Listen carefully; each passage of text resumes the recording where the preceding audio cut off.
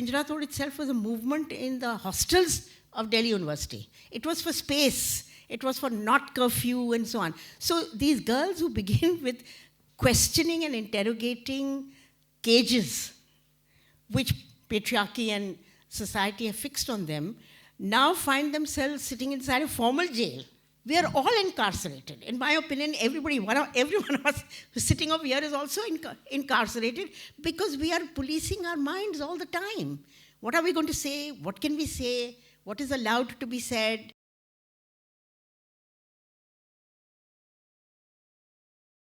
Thank you very much, both of you. Umali as the director and Puloma as having edited. I know under a lot of stress. And so, yeah. So thank you for making this film.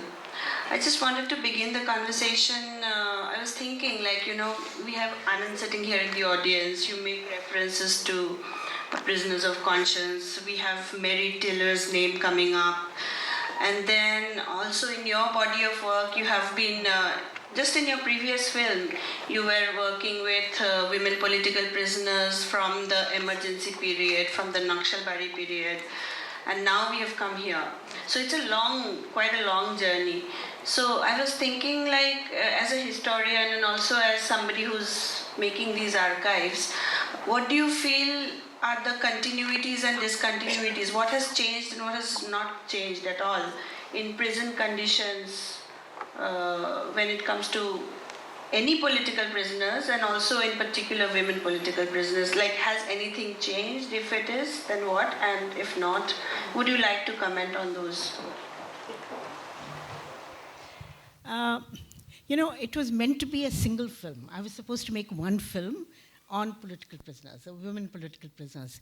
As I began to sort of shoot and do interviews with people, I came across people who said that they had been in jail in 1949. And I wasn't going to go to 1949. I was going to start with Naxalbari, and then there was going to be a single film from Naxalbari to today. As it turned out, I actually did then a series of films. And even I bring up this 49 episode because that protagonist that I found, she'd been a colleague of mine in Miranda House, and I didn't know she'd been in jail. She was in jail at the age of 16 or 17 in 1949, and she was held under the Preventive Detention Act in 1949 for simply being an activist. So in that sense, a left activist at that time was already being put into, treated with in a certain way. So I did an interview with her, and I did a completely different film. We screened that as Ek Inqilab Aur Aaya. But then the bulk of the film, there was going to be one film which will go from Naxalbari till today. But there was so much material that I knew that I wasn't going to do justice to it. So I decided we'll do that one. And actually both films, the Yellow Bayan Hamare and this one, started to be cut at the same time. So Puloma, so I decided that I'll make these two films. And Puloma got this material, and my other editor, Priyanka, she got that one. She was in Delhi, and we were able to coordinate better, I think, and we managed to make that film first. So the continuity is actually interesting. I mean, the question that you asked is, are there continuities? What is the situation? The recall that Khatija made was that she had a great time in the jail. She was only 17 and she was kept in juvenile detention. So she came out, without being scarred. But we must remember that even then you were being put for preventive detention if you were left and democratic. And then, of course, this bulk of other women that we saw in the last film. Prison conditions, and there is graphic description in this one, of the formal torture, but also informal torture, of the kind that happens over here. So and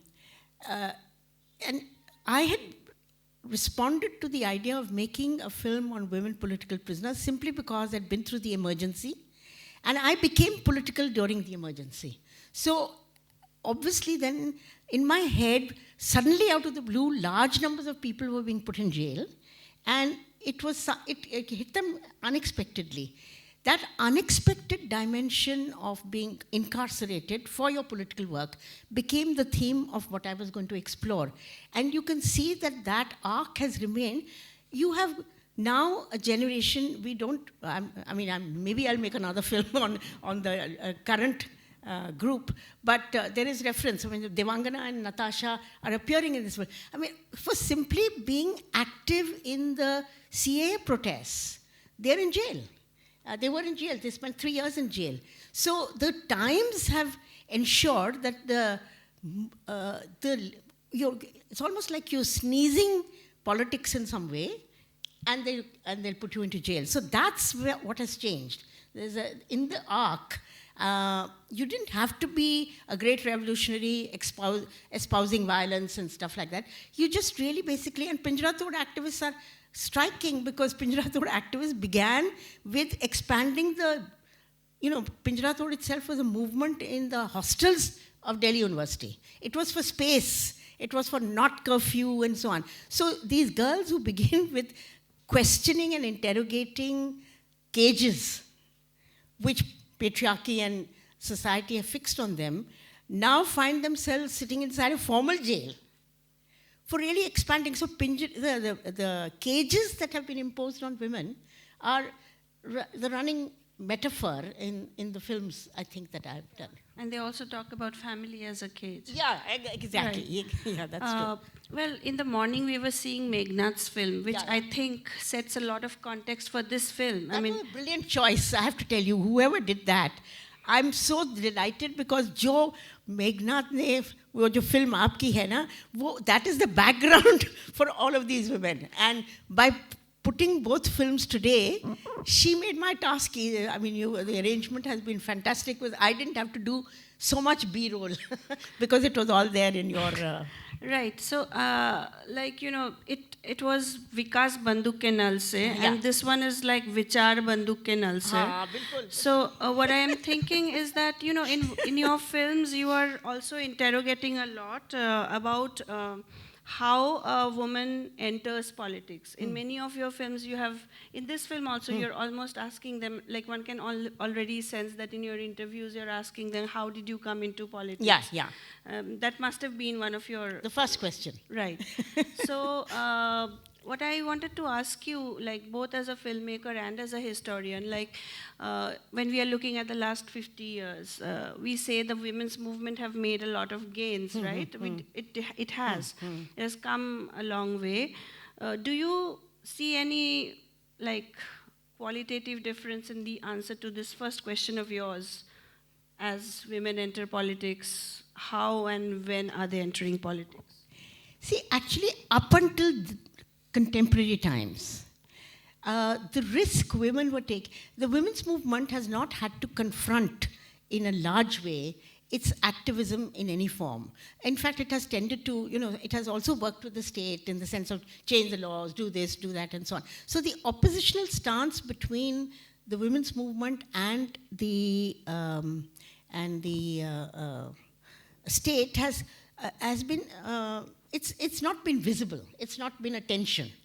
But increasingly you can find that, so you had to be properly political or revolutionary to go to jail. Today you can actually go to jail for, as I said, simply, raising your voice on matters, because the nature of the way you're defining politics, anyone who went in the CAA need not have considered that they were, perhaps never considered that they were going into saying something radical or doing something radical. They simply went there out of solidarity, and actually the bulk of the work was done by a whole series of others. And we have to remember, one of those girls is still in jail. Gulfisha Fatima is still in jail and hasn't come out, and it's like the whole family is disrupted as a consequence of this girl's whatever. So it's I think the women's movement has now finally understood. I think it was on the sidelines, thinking about these things. And one of the questions that I tried to generate recently was to say, I screened another film for Devangana and Natasha and their group. And they asked me, why is it that the women's movement never considered the jail as a place for change and reform? And so I said, I don't know why they didn't do it, but so then I sent out a mail to my feminist friends, including some left feminist friends. And the response I got was quite interesting. From Annie Raja, I said, she got us, let's do something now. But from one of the, let's say, non-left feminist groups or autonomous women's groups, I got a crazy reaction which said, why does the women's movement have to do everything, That's ridiculous. What is this nonsense, How can you do that? How can you actually say the women's movement is about women wherever they are, primarily, and also about humans generally, in my opinion. So in a sense, I think the challenge of how you confront change. I mean, we keep talking about patriarchy and the state and this and that and the other, but I don't think that the autonomous women's movement confronted. I think LGBTQ movement has had to confront it more directly because it has, there's been a criminalization. But by and large, the rest of the women have wanted, dowry, police, change the legislation on this, change the legislation on that. But I think it's a challenge. I think for me now, the most important thing is that we are all incarcerated. In my opinion, every one of us who's sitting over here is also incarcerated because we are policing our minds all the time. What are we going to say? What can we say? What is allowed to be said? When will the summons come? When are you going to be, produced before the authorities? So I think that the times have dramatically changed, and I think we have to reconceptualize everything that we're doing. And you can't do these, little boundaries that we have created. So I think it's a moment of great challenge, and we've got to confront it. I have two more questions for you, and then I'll go to Puloma for her editing experience. Yeah. First, I wanted to ask you, in this account of yours, sometimes this has happened even in history, that, women prisoners who are not necessarily women political prisoners, they don't have that status. Yeah. Like they were talking about the Bangladeshi women who were not being produced and kept for long. So they are also a bulk of the women, I think the biggest bulk of the women prisoners.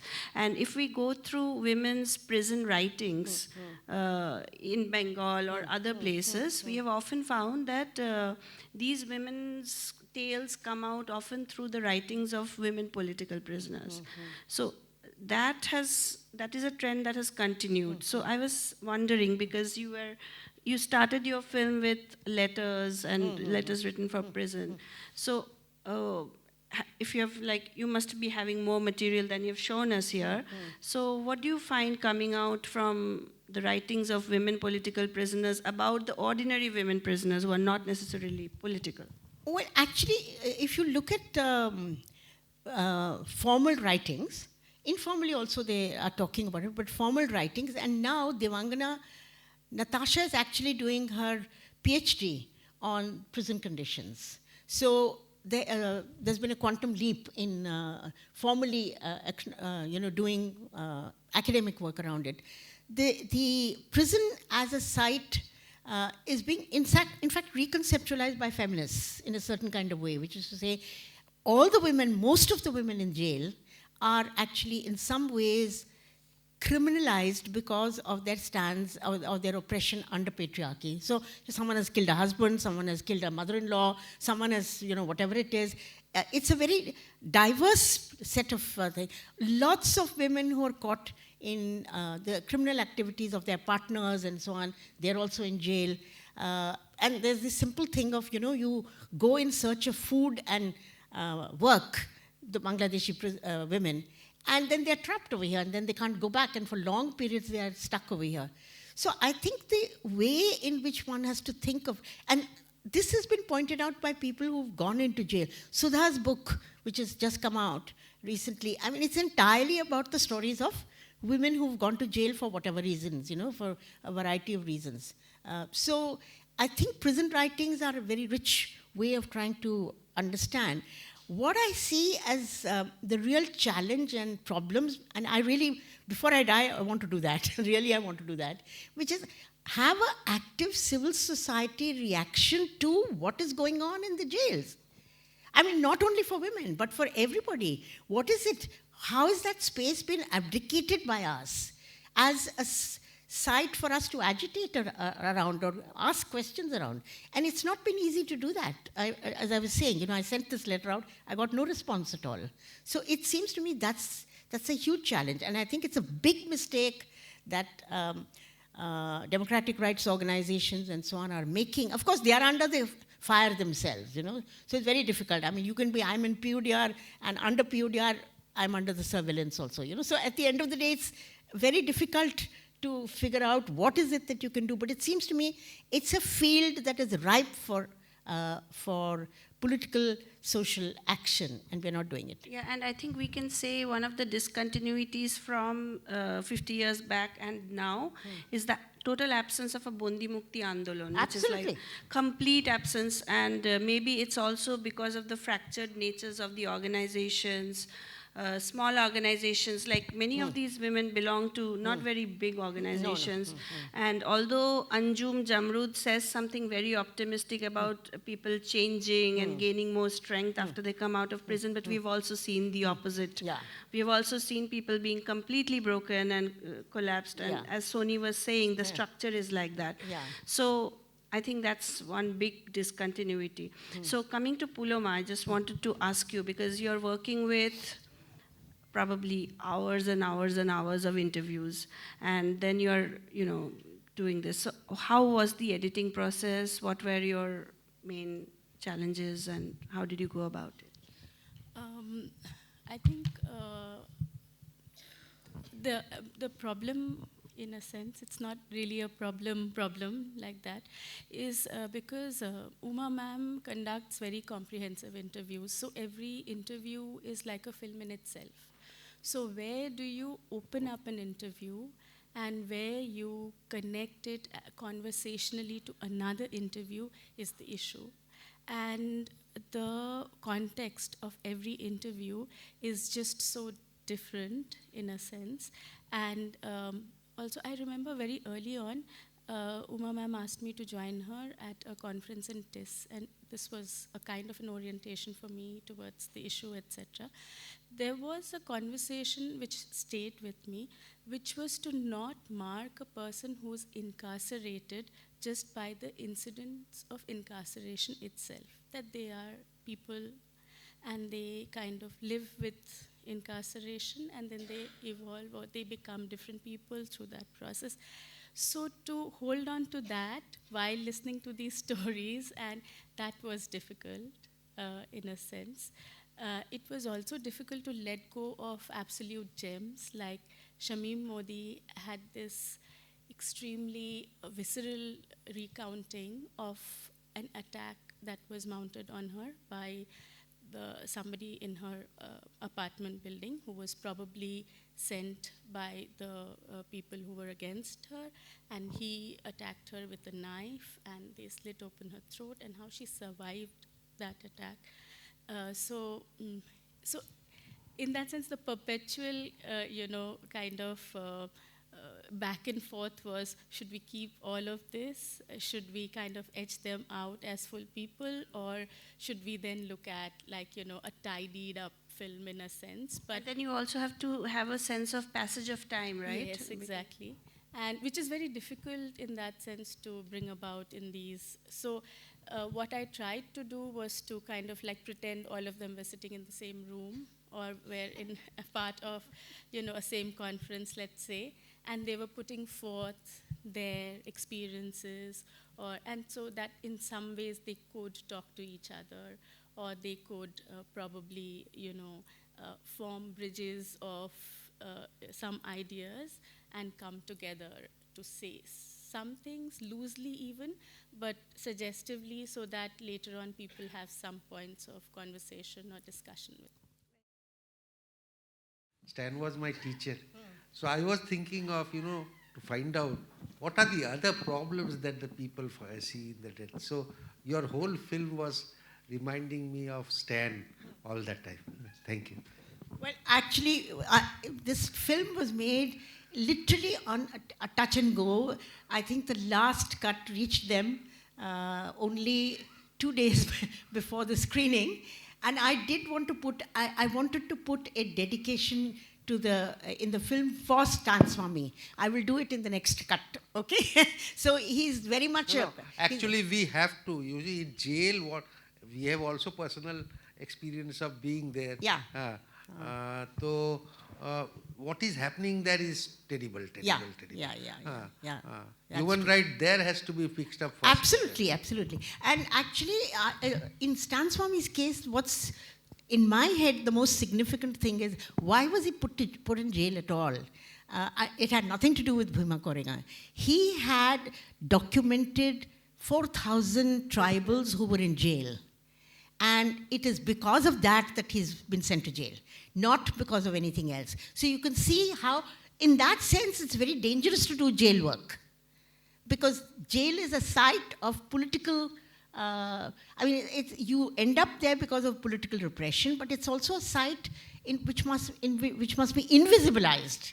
Because if you visibilize it, then actually you create the larger political scenario in which, the movements will automatically then come in, whether it's Pathalgadi or whatever movements there are.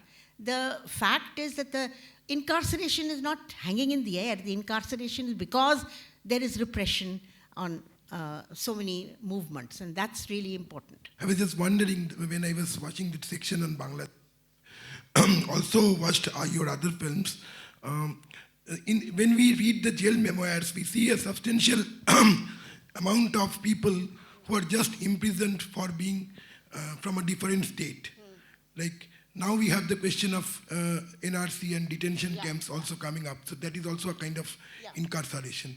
So the question of nationhood and statehood and citizenship is also very important. And also how the question of citizenship is tied, even if someone is a citizen, is conditional and is tied to a certain notion of always and already incarcerated condition. So the jail maybe is a space which shows different kinds of incarcerations in that small space. So it's a prison within a prison also. Absolutely. Jailer bhetar jail, I was reminded of that. Jailer bhetar jail, definitely, no doubt about it. And jailer bahar jail also, because it's formally outside the jail, but in reality they are jail conditions.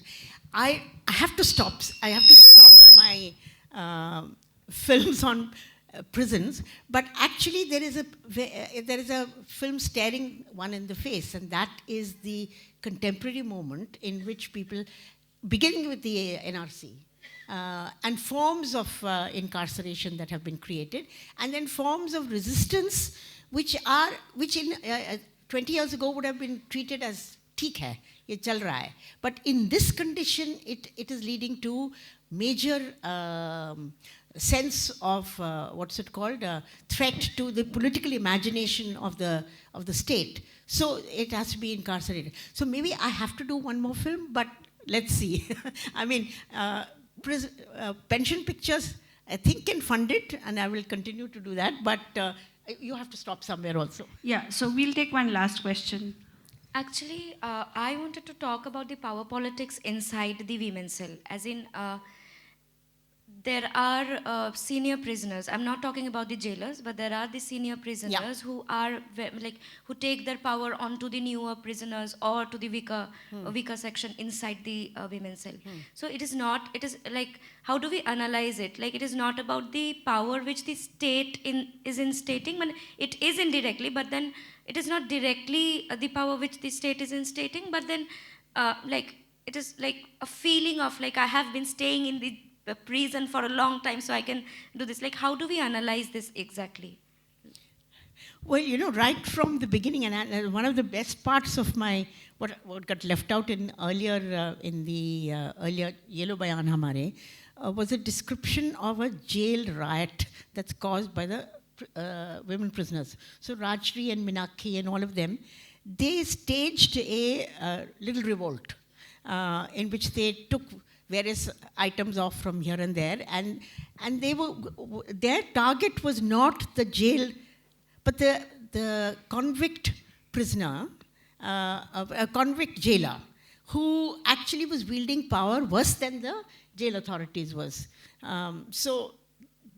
That's a structure, and even in this film there is a reference to it. Shamim is describing what you do to work within the system to create your own... It's almost like Salwa Judum, turning the people against... Bilkul. But it's also to do with, so it's the compact you make with the authorities in order to get better conditions for yourself. And that's a running theme that people talk about in the system. So let's consider that I often say this, every woman is not a feminist. Every person who's repressed is not automatically what would you call it? Someone who's thrown off the shackles of the mind and becomes someone who can actually understand things. So we need to understand that also. I think that's the structure with which people, or slightly less oppressed people will work against the more oppressed people. Unfortunately, we've run out of time, so I'm really sorry we have to take this conversation outside.